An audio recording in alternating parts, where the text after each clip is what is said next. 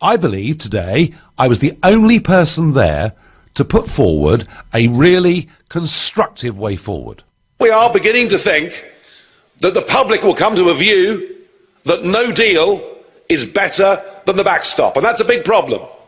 It's a big problem for all of you who want to get re-elected in a few weeks' time, because no deal means no 39 billion and your voters will be coughing up the money. No deal means the 100 million bottles of Prosecco we buy every year from Italy will become more expensive, as will 750,000 German cars. So why don't we all prepare sensibly for a no-deal scenario? Why don't we prepare to go to the World Trade Organization, use Article 24, so that we can, after we leave on March the 29th, have a 2-year period of no tariffs, no quotas, no restrictions of any kind, no problems or difficulties with Ireland whatsoever. Brexit will have been delivered.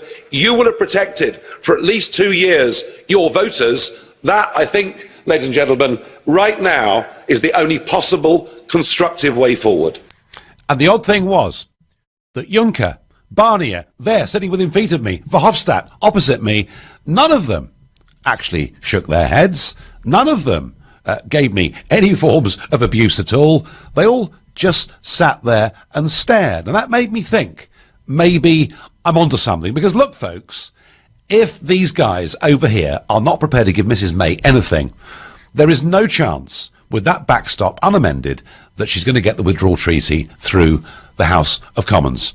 So we could, and even though last night there was an amendment by Caroline Spellman that went through saying the House did not want a no-deal Brexit, it's a funny thing, you know, if public opinion changes, then parliamentary numbers change.